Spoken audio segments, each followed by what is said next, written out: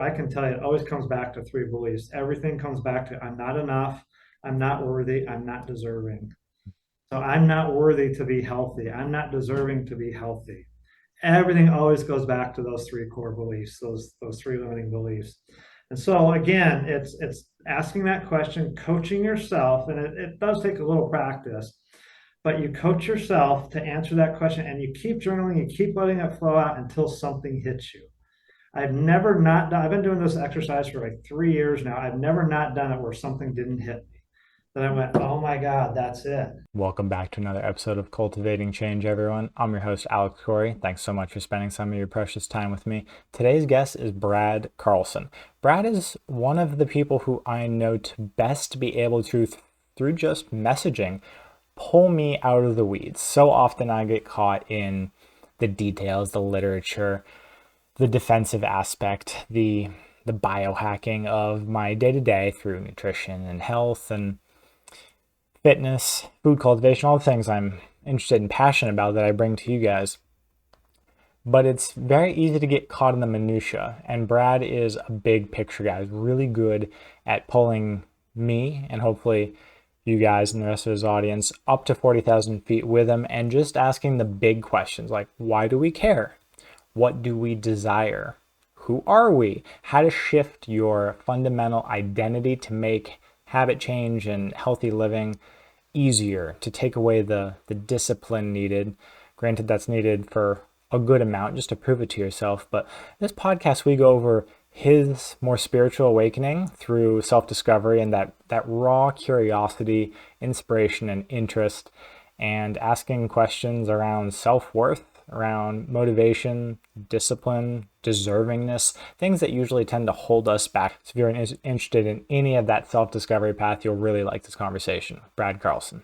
It's nice to do the reverse. Last time we chatted, I usually don't get to talk about myself and my interests that much, so it was refreshing because I'm always more interested in the inspiration I get from other people's stories. So I'm excited to get yours today. Well, you know what? I'm gonna have to have you back too because there's so many It's different everything.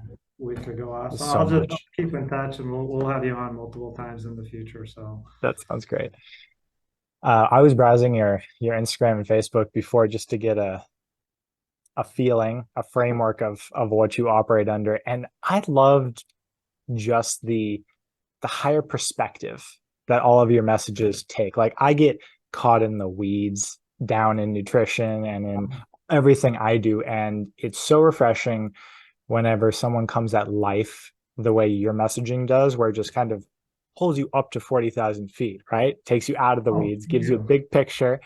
And that's what I got from just a couple of your infographics, like the Dare to Be You that you put out. It was, yeah, it's a Oh, self-discovery process that I absolutely love that came oh, across. well, thank you. You know, that's funny because it's my own self-discovery, slowly morphing from a health coach more to a spiritual type of a coach. So if you go way back in my Facebook, you'll see the difference. Before it was all about like healthy eating and movement and the 9 or 10 natural medicines or whatever. Now it's more about the spiritual path of who you're being and all that. So that's my own journey of self-discovery being reflected in all of that. So, well, thanks for taking the time to notice all that. I appreciate it. Oh, it's my, yeah, I think it resonated because that happened a couple of years ago, whenever about halfway into my journey in Asheville.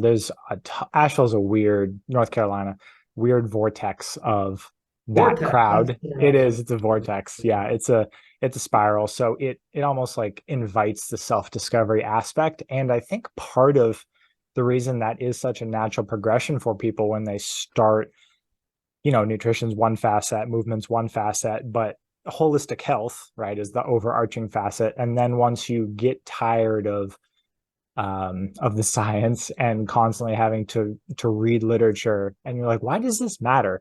It's the overarching journey or self-discovery path, right? Each is an aspect of learning yourself, but the bigger picture is kind of the, what am I doing here? Why am I doing this? Which is the spiritual path, right? The existential questions. That's what I love. When did that?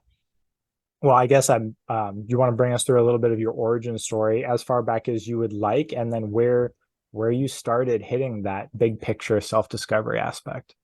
Well, that's an interesting question because the two paths of like health and spirituality have kind of merged for me now. And I just did a training this morning where some of the things I was, saying about my health journey, I didn't fully understand to be able to teach someone else to like literally within the last 6 months or something. So to give you a perfect example, I'll just take the example of weight loss. Everybody, not everybody, but a lot of people want to lose weight. That is their primary goal. And that was the health personal trainer part of me. For me personally, was to lose weight way back in the beginning. My journey with all this started.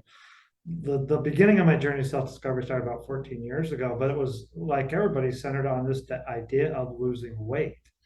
My goal was to lose weight. And long story short, like a lot of people, it worked and then it didn't work. You lose it, you gain it back, you lose it, you gain it back, you go on that yo-yo cycle.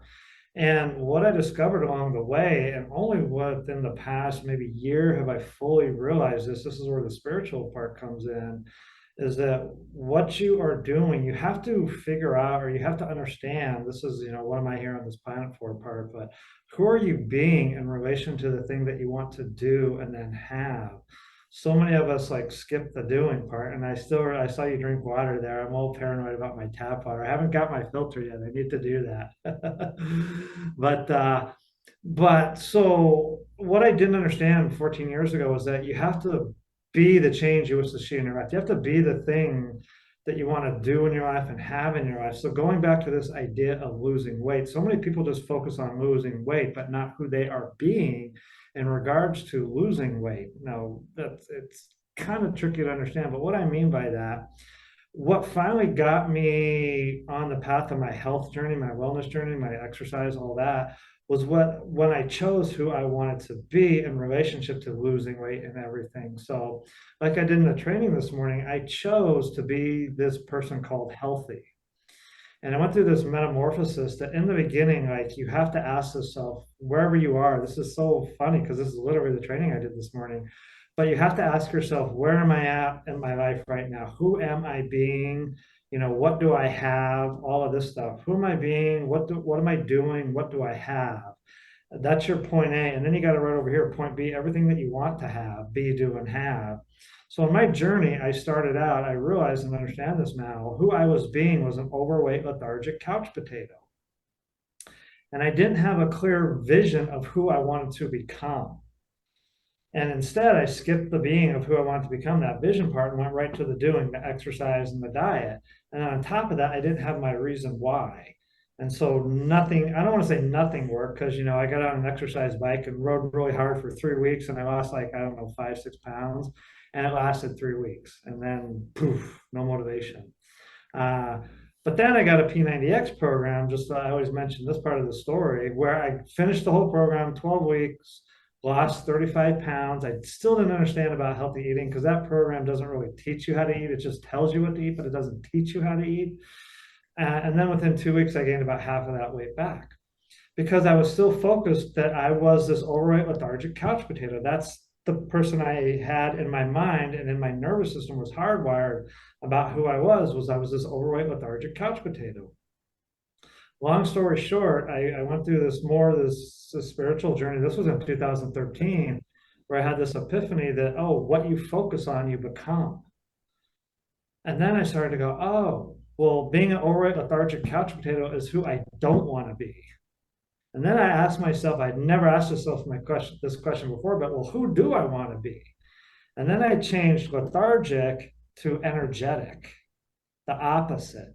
And then I changed couch potato to thriving. And then I changed overweight to healthy. So I shifted my mind. It was a 180-degree mindset shift. I went from focusing on being an overweight, lethargic couch potato that I didn't, it was a subconscious focus, to consciously focus on being a healthy, energetic, thriving individual. And so that was where, and that, now jump ahead to like, just like I said a year ago, was finally the spiritual part where I realized that's who I wanted to be. And so you have to focus on the being. And then I had to tie that together. You know this, Alex, with the why. When you're going from point A to point B, you have to have that why. Why do you want that? Because that's, as I call it, the glue that holds everything together. And so once I realized the why and who I wanted to be, then again, a long story short, the weight came off and it stayed off. Because now I saw myself as a completely different person. Instead of seeing myself and having it hardwired into me that I was an overweight, lethargic couch potato, I now was hardwiring it into me that I'm this energetic, thriving, healthy individual.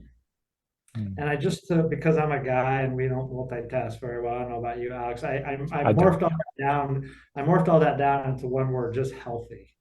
And so I started telling myself, I am healthy. And those are the two magic words that set off the universe, I am. Whatever you put after I am is who you are. So I started saying, I am healthy. And then I realized also, again, this is the spiritual part coming into it. When you're going from point A to point B, you have to know what that point B is, that target. I call it your target on the horizon or whatever, your bullseye on the target board or whatever. You have to know what that is. So for me, it was healthy.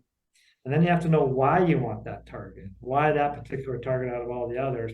And then here's the most important part of this. You have to consciously choose to be that target. And then when you put that being first, the doing just automatically starts to happen because if you're consciously choosing to be healthy, you're automatically not going to eat that processed food. You're automatically going to get up and go for a walk because you're choosing to be this person. And that way, you've got your why, your motivation is there, it's automatically sustained. And this journey becomes fun and sustainable. And long story short, that's where my health and spiritual part have merged now because I realize the spiritual side of it, you have to choose who you want to be. You have to have a clear vision target where you're going. You have to understand why. And then spiritually, you got to come in and just consciously choose who you are being. And then once you realize, oh, I'm being a healthy individual, is eating this fried whatever, sugar, chocolate, sprinkles, is that going to fulfill my vision of being this person? And the answer is no, it won't. So that's how I shifted my mind and trained my mind to focus on being healthy. And then when you're just doing this every day, just like repetition, that part of your mindset just gets stronger and stronger. And then over the years, I learned, there's about balance. It's okay to once in a while go on and have that scoop of ice cream or whatever. I went in my story, again, long story short, from being completely unhealthy to being completely healthy to a nice middle ground now, a nice balance. So kind of the 80-20 rule that a lot of people talk about, or mine is more like 90-10, but that's kind of the short version. Otherwise, we'd be here for the next couple of hours. How my health and spirituality merged, and that's what I would tell everybody. What I tell them now is be the change you wish to see in your life. What is that change? So, what do you want to do? For example, if you want to be an entrepreneur, you have to be an entrepreneur first. If you want to be a small business owner, then you are being an entrepreneur in regards to that. So you always have to focus first on who you are being, and the doing will kind of start to revolve around that. And if you're really vibrating at a high level of who you are being, the doing this just starts to automatically show up. It's kind of surreal. Like you'll get an offer like, oh, come on this podcast, or send this email, or you'll get that nudge that says, go for a walk now, or eat this green salad. Like I have no idea what I'm going to eat in the morning. I buy healthy food every week. It's green stuff, yellow stuff, orange stuff, some protein. I mix up, excuse me, plant and animal protein. Mhm. I got to get my water better now. I fully understand It's the that. missing piece. Yeah, that has been a missing piece for me. But I don't know what I want to eat, but my mind is focused on being healthy. And then, oh, the spirit part just takes over and literally says, make a salad this morning, Brad. So I'll have like a chicken salad for breakfast. I don't know how many people have chicken salads for breakfast, but I do. So it was a combination of romaine lettuce, arugula, however you say it, spinach, some chia seeds, some chicken that I had already cooked, some organic chicken, and just kind of shredded it and put it in there. Some dried fruit I had, and a little bit of sunflower seeds, and some tomatoes, cucumbers, and radishes. That was my breakfast this morning. I had no clue I was going to have that, but because I'm focused on who I want to be, that the doing this just like has to match that beingness. So that's where Yeah. most people are wrong. That's why most people gain the weight back because they're not focusing on who they want to be. They think this is where a lot of people get it wrong. They think they have to lose weight to be healthy, but it's the opposite. I guarantee, I'm so sure about this. You have to be healthy to lose weight. It's a 180 shift in your mindset. And I know because I've been there. When I focused on losing weight to be healthy, it didn't work. I gained the weight, lost it, gained it, lost motivation, all that stuff. So you have to focus on who you want to be. Uh, for in this case, being healthy to lose weight. And then again, you have to have that why, that understanding. And then there's still a bit of the mindset like, oh, I don't believe I'm a healthy person, blah, blah, blah. The imposter syndrome or the limiting beliefs. You still got to go in and deal with all of that too, but that's the basis of it. So anything you want to do in your life or anything you want to have in your life, focus on who you are being in relationship to that first. So the identity is That the identity, key yeah, part. there Yeah. you go. Yeah, who's your identity? Yeah, Yeah. that's it right there. You just This is don't know. also the foundation of the law of attraction, which is one of those spiritual principles that people like to both love and bash because it require I mean it's I was actually just looking at a little bit of research and a good video about this morning, which is magnetizing things towards you with the beingness. So it's the visualization and the identity shift. And if you want to go on a spiritual level, that is the resonance that you're putting out.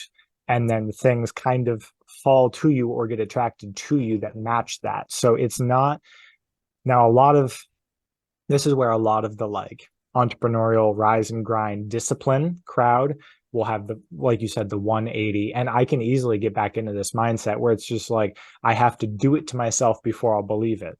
But it is so much less work, so much more seamless, and so much more consistent and sustainable, like you said, if the belief comes first. So if the mode of operation that your nervous system is working under is in alignment with who you want to be, right, it is much easy to actually sustain the doing. I found the same thing. Yeah, which is why a lot of people run into that path because they'll either have tried like 12 different things for a workout system. Like I get bored with movement and I have like probably $1,000 worth of workout equipment behind me, which is like 2 years of a gym membership. So, Yeah. uh, you know, it's whatever is easiest for you. And the easy part is to first change your belief system. And the limiting beliefs are such a huge part of health in general and Let me jump in transformation. real quick, Corey. Yeah, Yeah. to change your belief system, you got to have a target. What are you focused on? Again, for me, focused on that idea of being healthy, and then yeah, that belief system, I am healthy. You got to believe that and do all the work to actually believe that. You can't just say I am healthy. You'll feel it inside, whether you believe it or not, whether you actually mean it when you say it. And if you mean it, like I mean it now, I am healthy. But before I didn't, so I had to go through all this garbage, garbage in, garbage out to work on that. But the other thing I want to say real quick, just I'll tag along what you just said.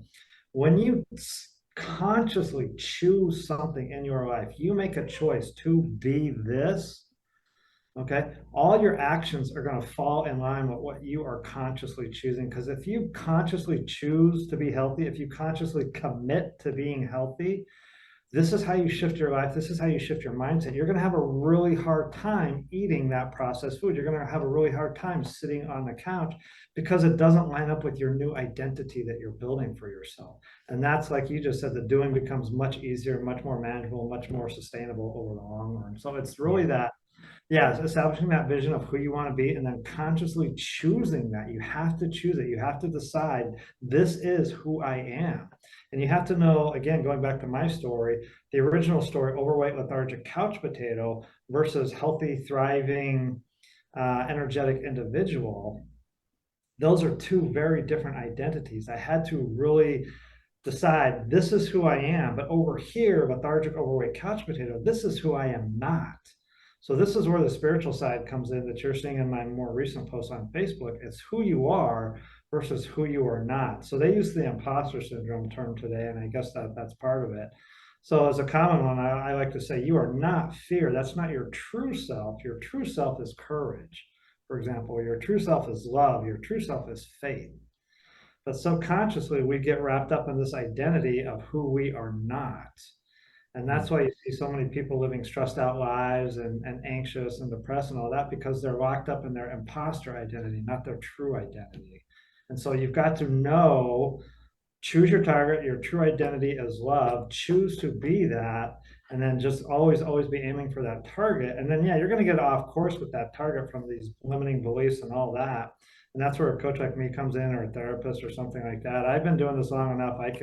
The training I did this morning, I actually taught people, I did it very briefly, about how you identify your limiting belief and how you coach yourself. That's what I was going to ask. How do you, if you're, Yeah. what is the step one process for sitting with yourself and finding those low hanging self limiting blocks? Yeah. Okay.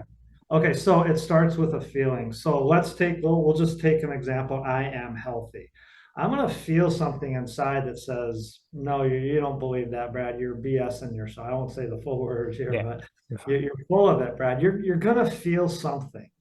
Okay, so your first cue is I'm having a thought, but there's something that tells me I don't believe this thought. I am healthy. I am a millionaire. That's another one. I am a soulmate. Whatever it is you want to be, you're going to say, I am, fill in the blank. You're going to have a biofeedback, a feeling inside that says, nah, you're full of it, Brad. Okay, your first thing is to be aware and recognize that feeling. Okay. Then the self method I taught this morning, unless you got $1,000 an hour for a therapist or whatever, which some people do, I'm not that much yet, but hey, here I am. But you get out your journal and you write this question. What is keeping me from believing this thought about myself? What is preventing me from truly buying into this thought that I am healthy? You write that question. And then if I had my hat on, when I write that question, I have my hat forward, like that's Brad. And then I put my pen down, pick my pen back up, I turn my hat around backwards, and now I'm Coach Brad. And now, as Coach Brad, I'm going to coach myself and answer my own question. But I'm not going to do it from thinking, trying to think of the answer. I'm just going to let, if I can say this here, spirit flow through me and let the answer come. So if I was literally coaching myself, what is preventing me from believing this thought about myself that I am healthy?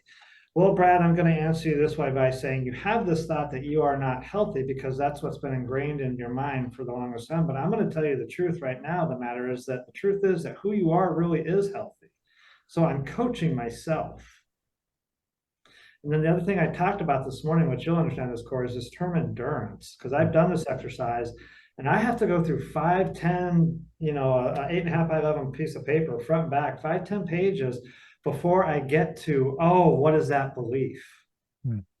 And it's something, oh, it always comes back to three, but I can tell you, it always comes back to three beliefs. Everything comes back to I'm not enough, I'm not worthy, I'm not deserving. So I'm not worthy to be healthy. I'm not deserving to be healthy. Everything always goes back to those three core beliefs, those three limiting beliefs. And so again, it's asking that question, coaching yourself, and it does take a little practice, but you coach yourself to answer that question and you keep journaling, you keep letting it flow out until something hits you.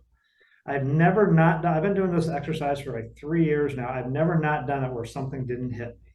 Then I went, oh my God, that's it. I had this belief that I'm not worthy to be paid $1,500 per hour as a coach. That's one I've been working on recently. I just recently raised my price again, but there's coaches out there 1,500, 3,000, and that's a limiting belief I had that I'm not worth that much. And I just this morning I was journaling what is preventing me from believing that I'm worth $1,500 an hour. And so I went through that and I went through I'm not good enough. I'm not good enough. I'm not worthy to charge that price.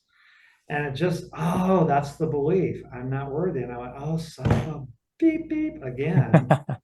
And then once you get that, you have to ask yourself this question. And this isn't all, everybody will tell you this question. This isn't all the personal development seminars, but you have to ask yourself, what is the truth?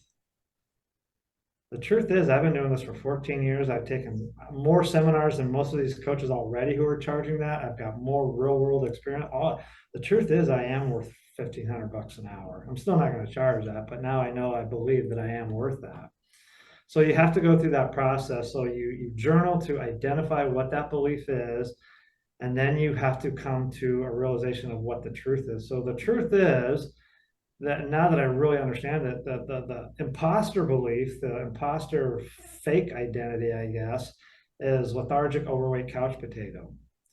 The true identity is healthy, energetic, passionate, empowered individual. However, I forget my words now, but And it's just going through, oh, I thought I wasn't worthy of being this. I thought that wasn't my true. I thought that I wasn't good enough to be healthy or whatever. But the truth is, I am. And the truth is, for anybody listening, you are worthy of everything. You are good enough of everything. You are deserving of everything because, like I could say this, we're all a part of the great universe, or, infinite spirit, all that. We're all part of the greater one. And we all are deserving, we all are worthy, no matter your race, no matter your culture, all of that stuff. There's different challenges, I understand, for different races and different cultures, and depending on where in the world you're living, and if you're under a dictatorship or like North Korea, or more of a democracy like Western Europe or something. But ultimately, that's what it's about. You choose who you want to be, focus on it, decide it, know that you're worthy, know that you're enough, know that you're deserving, and your life is going to start to change. And when you learn, especially when it comes to health, this is where I'm at now. When you learn to lead life from your heart, not your head, when you get out of you probably heard this expression, get out of your mind. When you get out of your mind completely and get into your heart, life takes on a whole new meaning. It's just crazy. It's Anyway. That's That was amazing. Where do you think, yeah, here's the analyzer, here's the mind coming in. yeah. I appreciate the phrase and just how you put it, and especially with Joe Dispenza has a good phrase. I mean, it's a known phrase, which is just heart brain coherence, which is whenever you're firing in synchrony, then like magic happens. Whenever your heart's sort of communicating in direct Yeah. with your mind, then you can like unleash yourself. But I've been trying my best to act more from my heart and turn my analyzer down. My girlfriend calls it my analyzer. But I will ask you a couple analyzer questions, which is, where do you think those initial programs come from? The I'm not worthy, I'm not enough. Where do you think we inherit those programs? I wish I could give you a specific answer, but it's the same. It's everybody gets these programs in them when they're, zero, birth to about 6, 7, 8 years old. They come from a combination of your family environment, your home environment, your society. I remember, to give you a perfect example, one of mine, I had a very, very influential person in my life, starting about, I don't know, 4 years old, maybe 5 or 6. He called me a very bad name that no adult mentor should ever call a child. You just shouldn't do this. But he called me this name. The name that he called me was Peon, Peon. And that basically refers to a worthless person. You're no good, you're worthless, you'll never amount to anything in your life. And I think it first started as about 4 to 6 years old, and it continued my whole life all the way through high school until I went through college. Well, I didn't know it, but that I'm not enough, I'm not worthy came from that statement. You are a peon, Brad, because I believed what he told me. And so a lot of what we hear from our young age, 0 to 6, 7, 8 years old, we hear you're fat, you're ugly, you're whatever, you're stupid. Oh, that was dumb, Brad. We believe that because we don't know everything. So a lot of these beliefs come from what we hear and what we absorb, and the vibration. I tell this to couples all the time, and parents. It's not what you tell your kid, it's not what you do to your kid, it's not what you show your kid. It's the vibration that you're giving off when you're saying it, when you're doing it. It's how you're showing up. Are you saying it with a vibration of genuine love, not just love, not BS love, but genuine, real love? Because what we pick up on is the vibration. And if I say to my wife, I love you, but the kid over here knows I'm full of crap, that I'm not sincerely meaning it, they're going to pick up on that. And the kid's going to go, well, he doesn't love me either. Therefore, I'm not worthy. It becomes a subconscious belief. So that's Mm, kind of where they come from. We all have it. I realize now no parent is perfect. I certainly made a lot of mistakes as a parent. I definitely wish I could do all that over, but I can't. All I can do is move forward. And that's for anybody listening. All you can do is move forward in your life. Um, the healing process, just throw this in there real quick. It starts with love and forgiveness. You have to learn to love yourself. Self love is the new buzzword out there. It starts with self love and self forgiveness to be able to move through some of these I'm not worthy, I'm not enough, I'm not deserving, to get to the real you. So you can draw on a piece of paper, which I had folks do this morning, the old you, the fake you, and the new empowered you. But you got to go through this I'm not enough, I'm not worthy, I'm not deserving, to actually believe it and mean it, and actually feel it. It doesn't matter if you visualize it in your head. You got to feel it in the core of your bones that I am a healthy, empowered, inspired, energetic individual. That's the new Brad. mm. If someone hasn't had a taste of that empowerment, is what are the easy ways to to give them the feeling to latch onto so that they can then sort of put themselves in that resonance whenever they try to reprogram. Well, the easiest way I would say is to put yourself in that environment. So if Mm. you could put yourself, in an environment that is, the opposite of toxic, loving, healthy, supportive, that will be easy because that will start to mask those symptoms, but it won't. It's just a band-aid. It won't take them away. But the very first thing, any spiritual person on that path will tell you this. It starts with an awareness of who you are currently being. That's what my journey started for me. 14 years ago, I was sitting on my bed in my bedroom. I looked down and I had this massive pot belly. And that was a wake up call. So it starts with a wake up call that, oh my God. And then I didn't even realize, but subconsciously I just started programming myself. I'm an overweight, lethargic couch potato. That's who I believed I was. That's who I believed my identity. But I know now that's the false identity. But to answer your question, it just starts with an awareness and a wake up call. And you know what? My life's not working for me. My life's not working out how I want it. Well, exactly. Most people are living a life they don't want. Nobody wants to be depressed. Nobody wants to be high stressed. Nobody wants to be working 24/7 or whatever. That's kind of the go mentality, hustle culture. I've learned to distance myself from that a little bit. But it's really awake. Oh, okay, this is who I am right now in my life. This isn't working for me. It's that awareness and acknowledgement of the current situation that's not working, and then developing your target. Okay, what do I want? Who do I want to be? All of that stuff. So say you develop your target, so you have a clear vision of where you want to go. What have you run into for anything related to consistency and accountability? Like what have been your ways to keep doing the thing, or has just shifted your beingness been enough for you? Shifted the beingness is a big part of it and focusing on that target, but it goes back to the why. Why did I want to be healthy? Because even once I started to shift my target, I didn't have a clear why. And so I was still falling off the horse, getting back on, losing weight, gaining, but it wasn't as bad. It's when I got my why. And we're not talking about an external why, we're talking about an internal why. External whys are not sustainable. That's the carrot, like hanging the carrot out, dangling the carrot out in front. I remember this as a parent. I with a stepdaughter, I would dangle a carrot out in front of her; it would work. But then the next time it wouldn't work, I had to put chocolate on the carrot, and then that wouldn't work. Then I had to put sprinkles on it. And so an external why never works in the long term. It only works, if you have a goal to run a 5K race and you lose 10 pounds, that'll work for 6 weeks or 6 months, whatever. But that won't work for 6 years. And so you have to go internal within and find that why. And there's an exercise on my Facebook page that I tell people how to do that. But that's what keeps the accountability is knowing that why. The consistency part, that's actually something I struggled with. Mm. And the lesson I learned there, the consistency comes from one thing: commitment to yourself. You have to be committed to yourself to be the change you wish to see in your life. You have to be committed to being healthy. You have to be committed to being an entrepreneur. You have to be committed to being a soulmate. You have to be committed to being a new car owner. Just real quick, the law of attraction: you want a new car. Well, who are you being in relationship to the new car? I'm being a new car owner. I am a new car owner. And then you visualize it, you feel it, and you commit to being that thing. That was a big mistake I made that I didn't fully come into understanding with till about 2 years ago. I didn't fully commit to my own journey, my own growth. And that's one of the magic ingredients I talk about. That, and you've got to be determined. It's one of my favorite quotes: "Work harder on yourself than you do your job," from Jim Rohn. I was gonna say it sounds like a Roan quote. Yeah. Yeah, it is. Yeah, it's most people don't do that. Most people will spend 10 hours a day on their job and 1 hour a month on themselves, and it's just the opposite.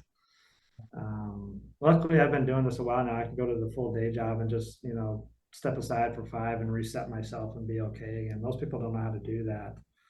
Right. Uh, That's true. but that's where accountability and consistency comes from knowing your why and being committed to yourself and your own journey. Um, yeah.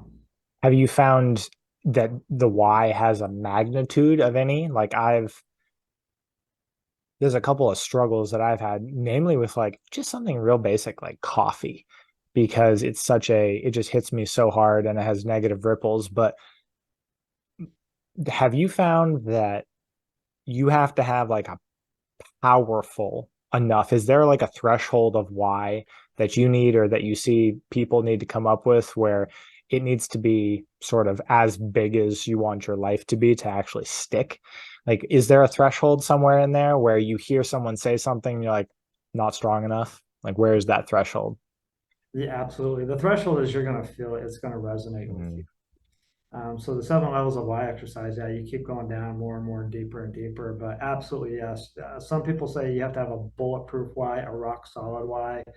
If your journey, if you're having trouble with accountability, consistency, things like that, like if you want to break the habit of drinking coffee, yeah. you this is how nature works. Anytime you remove something, nature's going to fill it in with something. So if you want to get rid of a habit, you've got to have a new habit to replace it with. But then again, what connects the old and the new is the why. You have to understand, why do I want this new habit? What about this old habit is not working for me? Well, what about this is important for me? And just keep going down until it really resonates you, until you get that, oh my God, that's it. That's the feeling I go for now. Like, oh my God, that's it. You just know. I don't know if you've ever had that experience in your life. It's actually a realtor that taught me this. This was when I just first moved to Tulsa.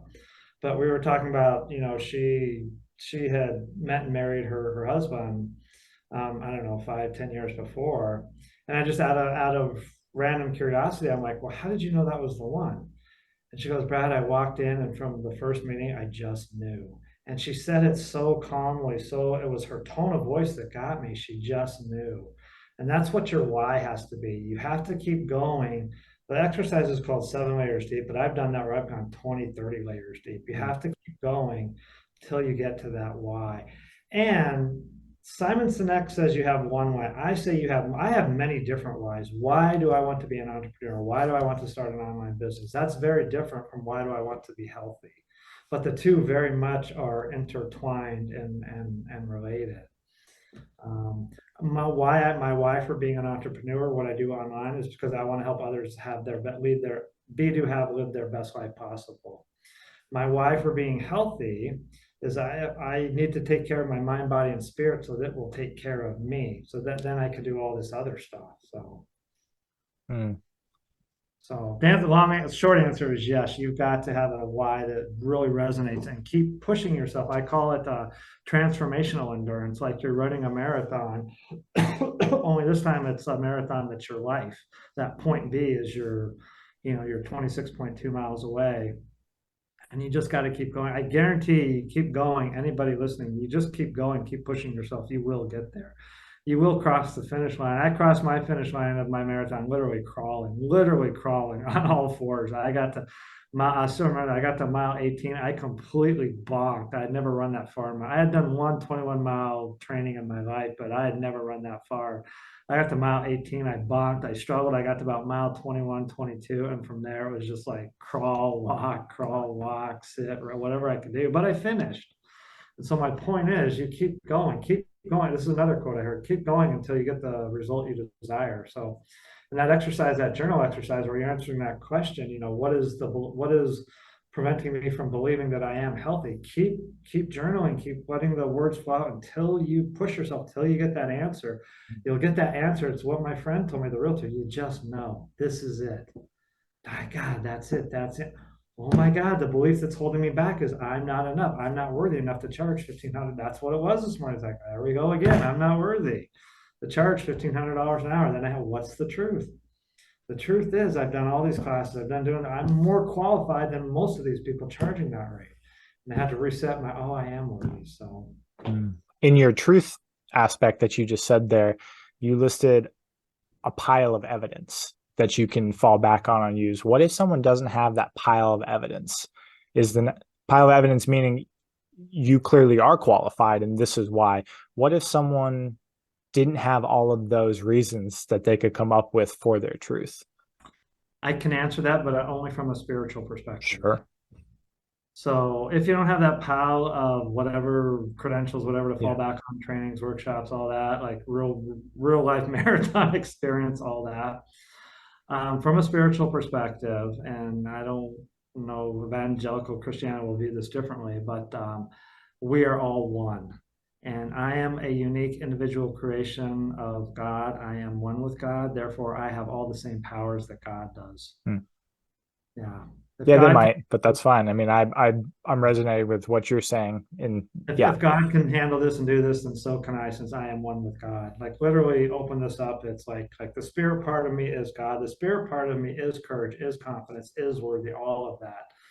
And that's from an understanding that I am one with God. That's how I can answer that. Mm, So I do have that, and I have to remember to go back mm. because we forget who we are. Oh yeah, I got to remember all this again. It's like this crazy journey of remembering who you are, then you forget, and then you remember another piece and you forget. It's like, oh my God, kind of Yeah. gets tired sometimes, There's but old Vedic and Buddhist stories that a lot of the philosophers, like Alan Watts, used to tell the story of sort of once you understand that or have that experience in your own life, then whenever other people are playing small, you can kind of like wink and sort of you can see them for a godhead disguised and playing small too. So you can sort of help get other people out of that. It's a very weird mindset twist whenever you realize how much creative power you yeah. have. Yeah, and that is the core identity. That is the core belief. I think that if you can actually have an experience where you truly believe that, if you can come back to that, you could probably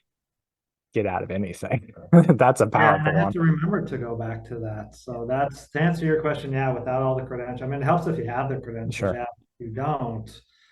It's because where did my low self esteem? How did I switch from low self esteem to high? From low self worth to high understanding of this oneness that I am. Well, I'm one with God.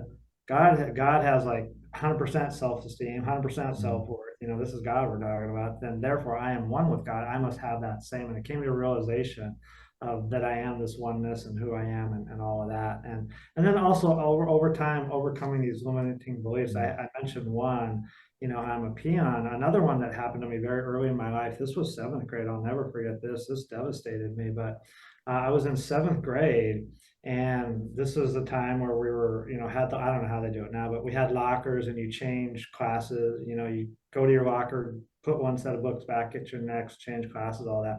Well, I was at my locker there, and this other girl had her locker two lockers down from me, and it was weird because we used to be best friends, but now she became part of the proud crowd, all that popular stuff I did. And she looked at me one day and she said, Brad, you're not going to the dance tonight, are you? And there was a dance that night.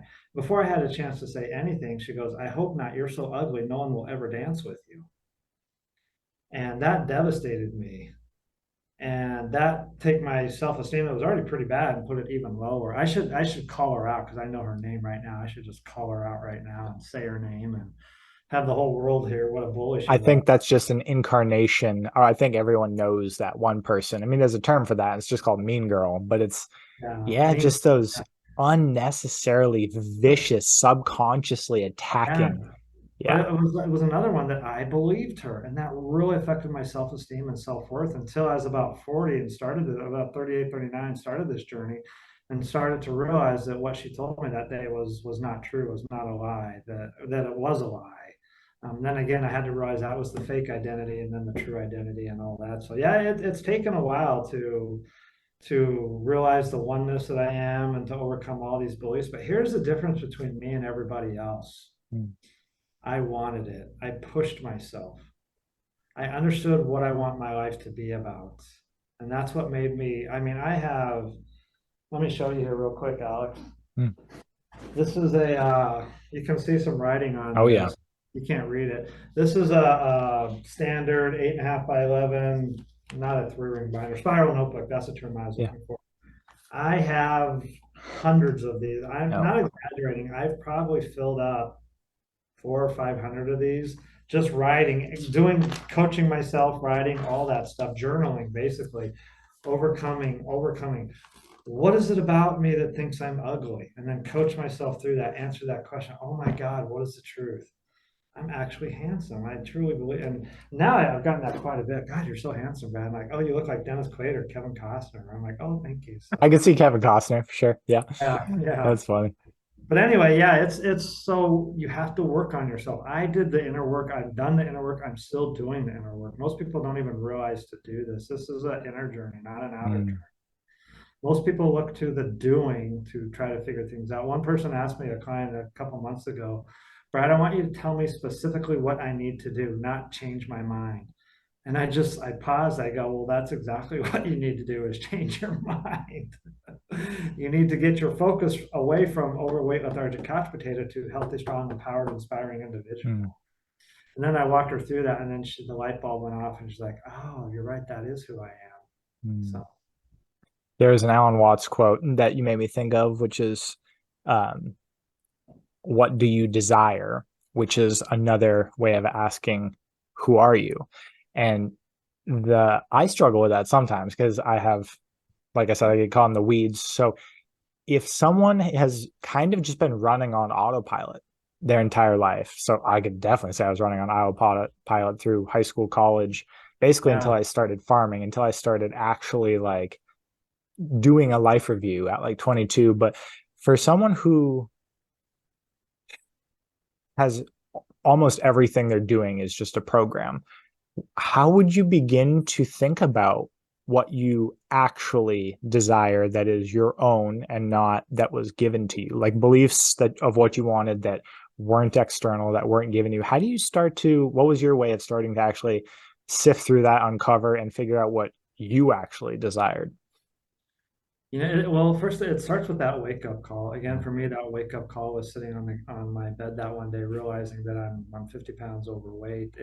It starts with a wake up call, an awareness of, and then an honest, brutally honest self assessment of your life. Everything that you are being in your life right now, everything that you are doing in your life right now, everything that you are having in your life right now. And then you have to have this understanding, this training that I do, that training I did this morning. You have to understand what you don't want, and then you have to understand what it is you do want. And that's how Mm, you slowly start to shift, is you have to know what those targets are. But to even get to that point, it's an awareness, it's a wake-up call. Most people, you said, Alex, are on, autopilot, the program. Most people die that way. Very, my parents died that way. My parents would have no clue what I'm talking about. They were just like work, 9 to 5 or 8 a.m. to midnight every night, and then retire and have 10 years to enjoy your life. Meanwhile, they had nothing in their life. They had no peace. They had none of that.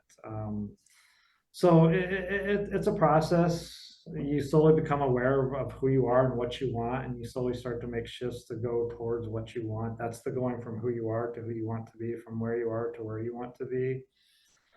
It's a journey. I can say that it's mm, definitely a sprint. And slowly realizing who you are. I mean, that's the number one question of all, is just that: who are you? Realize that I am peace. Stress is who I am not. mm, Realize that I am faith. Fear is who I am not. That's the imposter, the fake identity, the true identity. So I don't know. I guess I'm kind of lucky and blessed and weird to be on this journey to wake. I didn't start, like you just mentioned, 22. I didn't have a clue about any of this till I was 38. It actually really started. I could say this when I had a mutual parting of ways with a youth soccer team I was coaching. And I don't know if you know this name, John Wooden, the basketball coach, mm, real famous at UCLA. He won 10 titles, something. But I did a lot of reading. I still do a lot of reading, but reading one of his books. And he said something in the book that if you want to have a relationship, if you want to be a good youth sports coach, you have to have a relationship with God. And I went, oh, I had none at that time. And I didn't know anything. So the only thing I knew was the Bible. So I just went and bought a Bible and started reading it. And then a lot of stuff in there just didn't work for yeah. me. It put me in a box, which I just didn't like. I like to, I'm more spiritual, so I can expand and kind of choose my own path versus that Mm, path being chosen for me. And that just kind of clicked, and I've just kind of taken off ever since. And yeah, I'm not the same person I was even like when you and I did the podcast. Like yeah. I've had even deeper awakenings and understanding because I'm always working on myself, always doing this. Like I like to joke with some people, like I say, I wish I could be like Jesus and just go, or Buddha, and just, go in the woods and meditate for 40 days. And I realized, you know what? I live in a travel trailer in the woods and I journal a lot. So I'm Yeah. doing that already without even knowing it. So Yeah. I spend, I try to spend an hour a day or maybe half hour, not every day, every other day, journaling and coaching myself on a lot of this. Like I said just this morning, that feeling like I don't feel worthy to coach these people at this Mm, price. Like it's that feeling. You feel something. That's all I can say. It's just something's not right. Because when it's resonating, that heart chakra is just open and flowing, and your energy's off the chart. So when you feel your heart chakra closed, that's probably the most important one. But don't quote me on that. I'm not a yoga guru. But when that thing is closed, there's something going on. That's your cue that you need to work to do some inner work there. And like I said, it's a constant ongoing journey of doing that inner work. So, but it's Yeah. fun. What I enjoy. It's for me, why I was put on this planet to do the inner work so that I could Mm. help inspire others how to do that inner work, like this podcast Yeah. here. So, Yeah, no, yeah, this has been extremely helpful. And you mentioned time briefly, that you weren't even the same person as when we last chatted. And that's the very weird part. If you have never experienced timelessness, that's kind of what I think hooks people in the self-discovery or the inner work game, is whenever you get the glimpses of dramatic transformation without grinding. Like whenever something just clicks, or you get a glimpse of something or you feel something, and you just will never be the same after it. Like it's out of time. There's no like, it's not like going to the gym every day and you see gradual consistency over 6 months. It's immediate. So the people who I hang out with, very energy based coaches would call that a quantum leap, which is you just made a significant ripple in the information in the quantum field. And then they would say a growth period follows where your body gets to catch up. So that's kind of what happens when you find something revelatory, is you send a ripple in the field and then your body gets to catch up. But it does feel like you're a totally different person just from that single experience. yeah, it's that heart chakra. That's Yeah. always my feedback when that's flowing. You just mentioned about like a quantum shift or something. That reminds me that here's something you hear a lot in the health world, or that book Atomic Habits. About Yeah. habits. Yeah. Oh, it takes 6 weeks or 8 weeks or I don't know, 60, 90, Yeah. however many. 66 days was the average. Yeah. I have it literally next to me. And this is what I say. No, it takes 2 seconds to form a new habit, but but it takes 5 years to get to that shift, Right. to have that 2 second shift to form a new habit. And the argument I always give here, bless our military personnel, bless their hearts. But I don't know of any more disciplined, well trained person than a United States soldier, whether they're Navy, Marines, Army, Air Force. That's a tremendous amount of training they go through, a tremendous amount of discipline, all of that stuff. They're doing some sort of physical regimen basically every day, 4 or 5 days a week for a year, 5 years, 10, 20 years of their career. They come out, none of that stuff's a habit. What happens within the first 5 years with not all of them, but a large proportion of them, Mm. they let themselves go. They gain their weight. I've worked with a number of Vietnam veterans, a number of Mm. World War II veterans, 50, 100 pounds overweight, diabetes, diabetic. I had one that had a lower limb cut off because he was diabetic. Where did all that discipline go? All that with the habit. It's because they're still stuck in their fake identity and they don't have their why. I was They gonna were say it was given to them. It wasn't theirs. it was given to them. They were forced. They didn't do it themselves. And so you can do something for 20 years and still not have it be a habit. If you don't associate yourself with a different identity and you don't have a rock solid why, you're not committed to yourself and your journey to being that better person. And yeah, I just can't tell you how many military personnel I've seen, career military, that have let themselves go. And then they're 50, 60, 70 years old. They come to me and like, I need to get back in shape. And yeah, and bless their heart, they serve, but no, it's 2 seconds to form a new habit once you understand a lot of what I'm Mm. saying. But it takes 5 years to understand some of what I've been saying. It's taken me that long. That is weird about the willpower, because most people will think of that timeline, and the way I interpret that is you can like will yourself through something for that long. And I think people are looking for that demarcation point where they won't have to use conscious willpower anymore, where their body will just do it. Kind of like driving, right? You don't have to put willpower into thinking of how to drive. Your body muscle motor patterns just know how to do it. So I think people are like, I just need this to become part of my muscle memory so I don't have to think about it. But yeah, for some things it never really does. That, like, given the opportunity, people will just drop something. So yeah, you definitely have to want it. Like you said something at the very beginning, two key things that I think are basically the key to just long-term health, which is fun and sustainability. Like, can you do this or some form of it forever? And will you enjoy it? Those are huge things. Yeah, that's why I have so many pieces of fitness gear behind me. It's because I don't like going to a gym. I love the result. I really just don't like that it feels dry. I hate running on a treadmill. The pump I get is momentary, and I really like autonomy. And you can have full autonomy in a gym for sure. I'm just not the person that um well, I also have like three different careers that I do every day. So I just need whatever I want behind me. Like I have an on steel mace, kettlebells, whatever I feel like doing that day, whatever's fun, I will do. Like your body doesn't care. It doesn't really care if you're deadlifting opposed to doing something interesting. You might not get the results as fast as you want to, but like you said, it doesn't matter as long as you can keep doing it and you enjoy doing it. Yeah. Yeah, that's it in a nutshell. Yeah. Yeah. How do you keep everything fun? What do you use to keep the development side of things fun and You entertaining know, for that's yourself? that's a great question because I'm actually in that phase right now. I quit going to the gym altogether probably 6, 7 years ago. Yeah, I gave up the treadmill. I do everything like primal, like Yeah. more of a primal routine outdoors, and like Rocky Four, I'll carry the big heavy rock up a big hill or Yeah. something like that. Or how I keep things fun. That goes back again. It all goes back to identity and who you are being. Mm, That's key really to sustaining it. And what I do to keep it fun, I find things that are fun. I have a soccer ball. I'll go out in my backyard and play soccer for 20 minutes. That'll be my movement for the day. mm, I love nature. I love running on rocks and like American Ninja Warrior, they jump like a frog, like the frog thing. I have an exercise like that I do. Stand up paddleboarding. So I do a variety of things, stand up paddleboarding, riding my bike. You know what? I don't feel like running today. I'm just going to walk. Today I'm going to run and walk. So it's really you have to have a deep understanding of how to train yourself, which I do luckily now. But I've got so many modalities. I spent the last 3 days just doing yoga.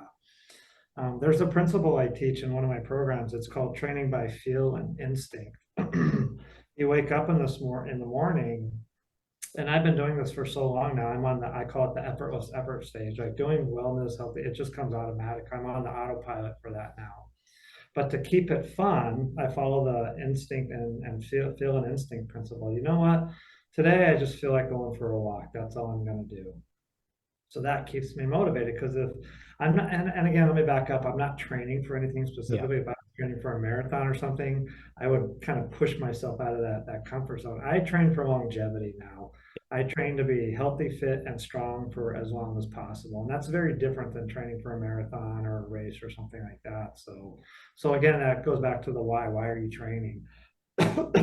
But again, I just mix it up and I go by feel and instinct. Today, you know what? I feel like going paddleboarding. I want to go paddleboarding today. So I get in my car and I go to the lake, and that rejuvenates me. Yeah. I'm gonna go play some ultimate frisbee today with friends. I did that a couple of weeks ago. Just always a variety, but always knowing my why. Take care of my mind, body, spirit. It'll take care of me. Being committed to being that healthy person. It just comes automatic. It's like never not fun. Like the only time I get really bored with anything is like if I'm in the gym, 1, 2, 3, 4, like 30 of this, like 5 sets of 15 reps of this, like that. I have to be moving. So another thing that keeps it fun for me is I'm moving. I'm moving from point A to point B. I'm not standing in one spot doing repetition after repetition. I get so bored with that so quick now. Like I literally can't last 5 minutes. I did CrossFit for a couple of years, Yeah. and that has a lot of the 10 of these or 30 of these or this for 30 seconds. But that's kind of a more family environment, which helped me. Mhm. Um, but yeah, you just have different modalities that that are fun for you. Know your why, know your identity, be committed to your identity. The fun and the motivation will automatically be there, and the discipline will automatically be there. If you have to force your discipline, you got to go back to your why. If you're having to force yourself, and some days you do, admittedly, like there were days I had to get my butt out of bed at 4 in the morning to go train in the swimming pool. Yeah. But that was kind of a different thing going on. If I was training for a marathon or something right now, then I would have to go back to that mindset.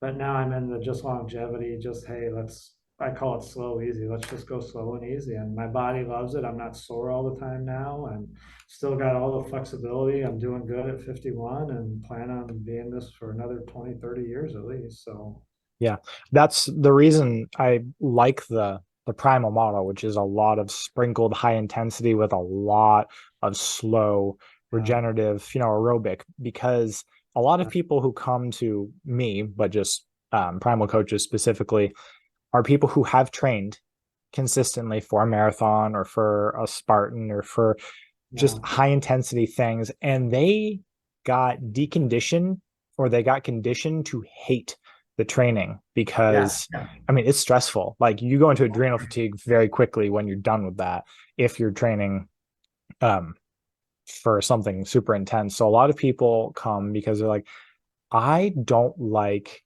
exercise because they got so conditioned in the discipline and it wasn't fun. So they just kind of took like a really long break after they did their event and they just stopped enjoying it. So they come because they're like, I know like I like the feeling of being athletic and being fit, but I need this to not suck.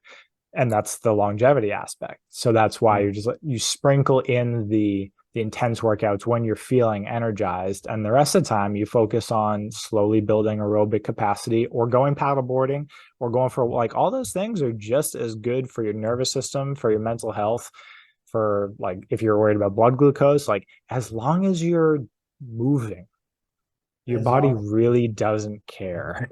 there's one coach out there I studied with for a couple of years. He talks about, embracing the suck Yeah, and to be comfortable with being uncomfortable. And I bought into that for a while. And I think if you're in that hardcore go, go, go marathon, Spartan, ultra it marathon, works for time.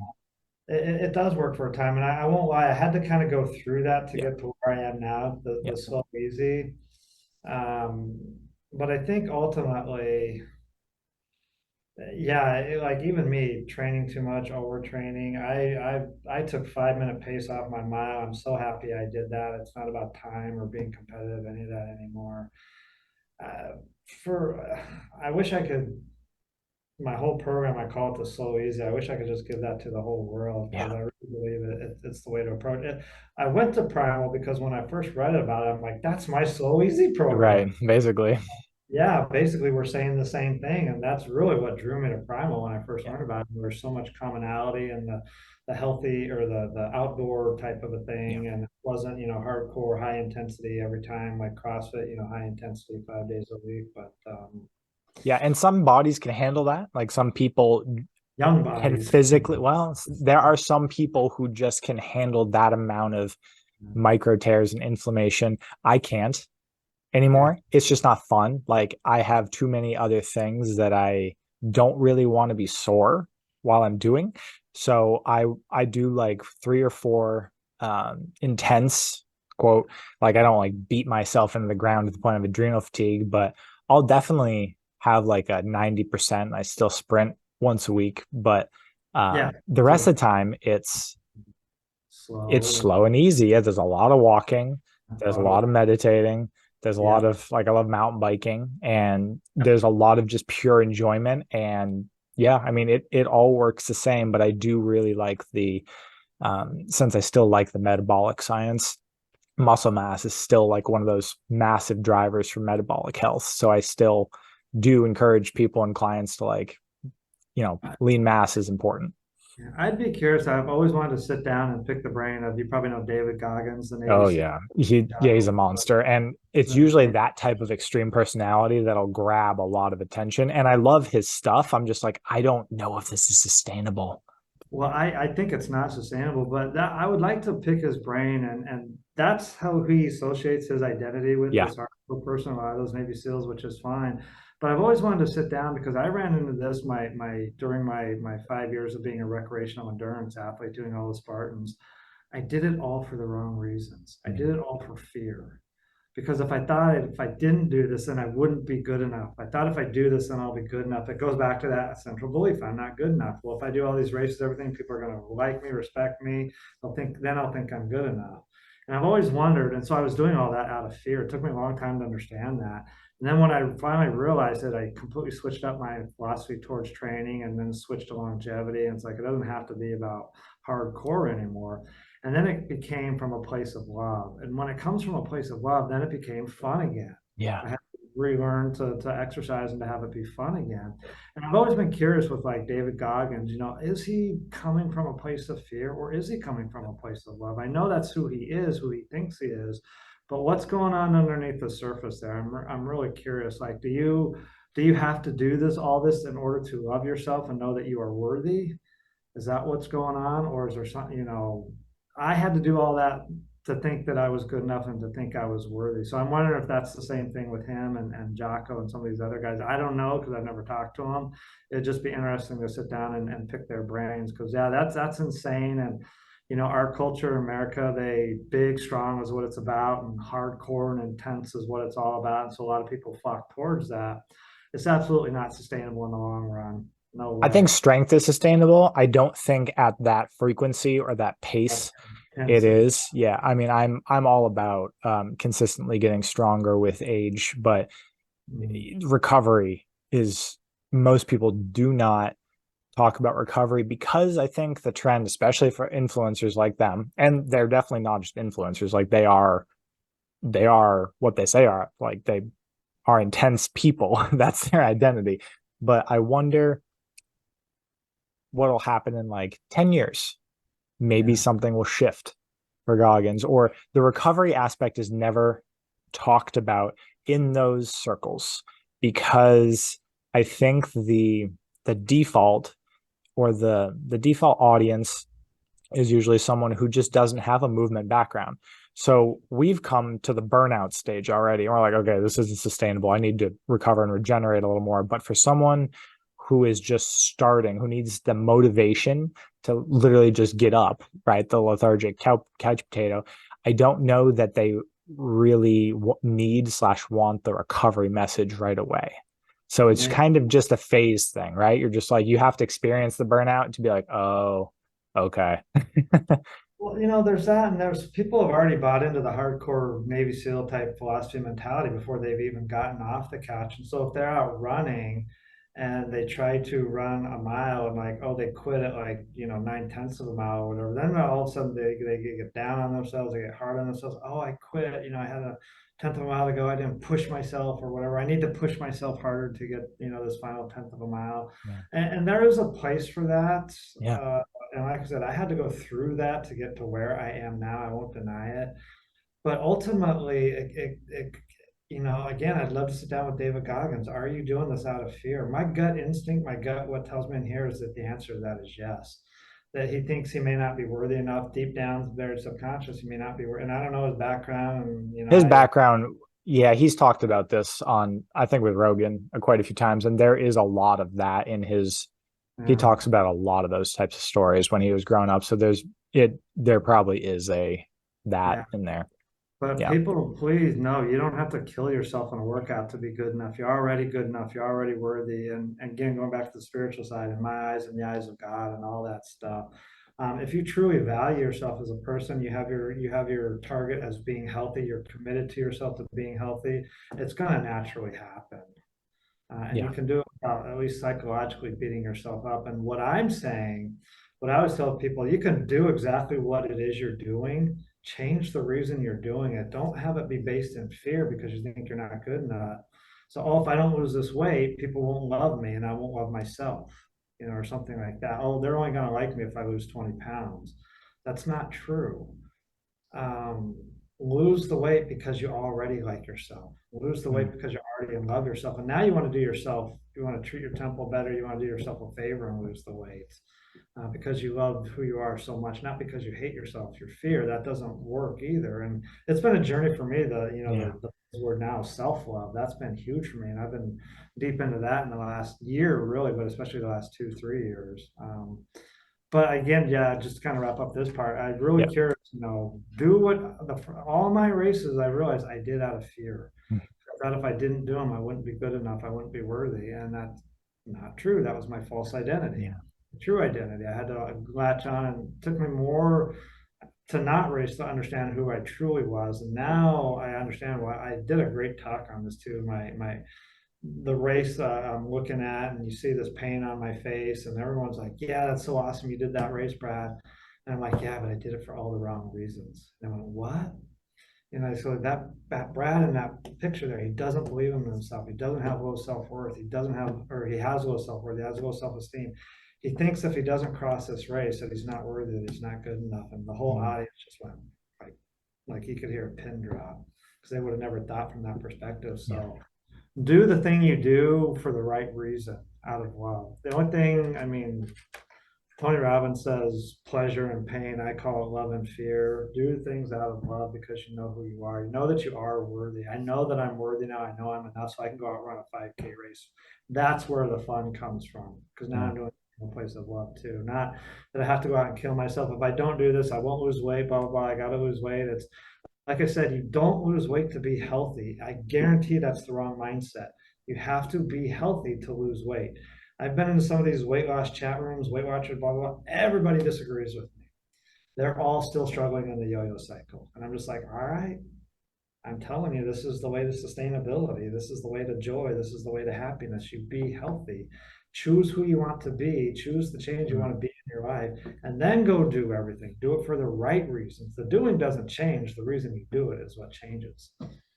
Beautiful. Yeah. The two things that I can usually fall back on are curiosity and potential. Where I'm just like, I wonder where my edge is, or I wonder what this would feel like. Or the thing I really liked about Primal was just the genetic potential, which is just Oh, yeah. most people don't touch it. Like Yeah. you are built for pretty astounding things, and most people just don't even scratch the surface. So I really like the more of the Aubrey Marcus style, like human potential and optimization. It's just like you don't have to do any of these things, but wouldn't it be curious, or wouldn't it be interesting to see how far you could go and how good you could feel and how strong you could be?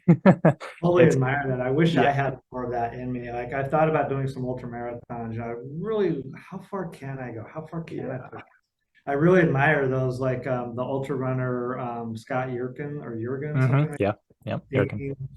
Oh, what's his name? The Greek guy, Dean something or other. Did I don't like follow a ton of them. yeah, but anyway, he's pushed himself just so far. It's like I'd be kind of cool to, so I do admire there's some of that. How far can you really push yourself? But at this stage too, I'm really happy with my routine and my journey and realize I don't need to push myself like that anymore, but only because I have done it before. So if you're brand new to it, I would definitely take some time where you do really challenge and push yourself. But I know enough now. There are times to challenge, push yourself, to embrace the suck, to be comfortable with being uncomfortable. But there's times to step away from that and just stay in your comfort zone, to say, screw the suck. I don't want to embrace it today. Screw it. It's that balance. Life's always about balance. Everything, that's how nature works. Nature is about balance. If something comes in, something goes out. If there's five of these molecules over here, then there's got to be five over here. Photosynthesis. It's always about a balanced equation. That's how your life has to be with everything. It has to be balanced with health, with spiritual, with family, with work, with Mm, everything. And I learned that the hard way too. So I try to do these lessons in podcasts to help people mm, learn my mistakes. That yeah, it's about balance. It's not about hardcore all the time. Be soft. It's not about eating healthy all the time. Eat ice cream. That's where my eat ice cream yeah. comes Yeah. from. I had some chocolate chip cookies last night, and I had three of them. I should have only had one because my system can't handle that much sugar, and it Right. was me again this morning. But hey, you only get one life. Three chocolate chip cookies every day would kill me, but about once every couple months won't kill me. So, Yeah. and I embraced the suck for about an hour this morning while my stomach it was getting through it. And, all that Yeah. yucky stuff, but Sacrifices. Yeah. yeah, Pleasure and pain. Yeah. yeah. But yeah, life's a journey. It's the journey, not the destination. We all know that. Mm, I always say value yourself, learn to value yourself, appreciate yourself, respect yourself, know who you want to be, know who you are, know why you want to be that. mm, Focus on who you want to be, commit to that, and watch how your life changes. That's what happened for me. mm. That weight loss will automatically happen. And not only will it automatically happen, it will permanently stay off. Oh. That sounds like a great thing to end on. You have your own podcast. You want to tell people where they can find out about you? Yeah, you can. So right now, everything is on my Facebook page. So just go to facebook.com/Brad. It's weird, Brad.Carlson.3762. But just go to Facebook, type in Put it in Brad the Carlson, description. look for my picture, and follow me there. Yeah, my podcast is on Apple. It's called Be Well, Be Safe, Be Happy, Eat Ice Cream. Alex, you were a guest. I interviewed you a couple weeks ago. We'll get that episode out, I hope, before Christmas. Really good episode. I'm going to give a shout out to Alex. He changed my thinking on water. This is huge. That is now one of my natural medicines. I did not have that on my list before, but water so important. Not just drinking water, but the quality, the type of water that we're drinking. So listen to that episode when I put it out. I'll definitely put it all over my I Facebook. will. I'll link it and I'll blast it when it comes out too. Don't worry. So, um, yeah, um, and this will be up pretty quickly. So today is the 18th of August. So this will be up in hopefully like 3 days. So for anyone, I'll put up little wow. teasers. I'm quick. I'm the type of person that if I do something, my Mhm. brain won't put it down until it's done. So I have to get it out. But yeah, that's just how I operate. So I can stop reminiscing Send on me it. the link and I'll put it Yeah. on and tag you and all that stuff. Oh So yeah. Okay. Do you have Instagram or anything like that? I do, but I don't really use it anymore. So Okay, I just gotcha. keep it on my Facebook. I'm kind of getting away from my webpage now too. So just Gotcha. search me on Facebook, I Brad will. Carl, for my picture, and everything is on there, and my current journey and any links and everything on there. So Sounds good. Thanks so much for your time, Brad.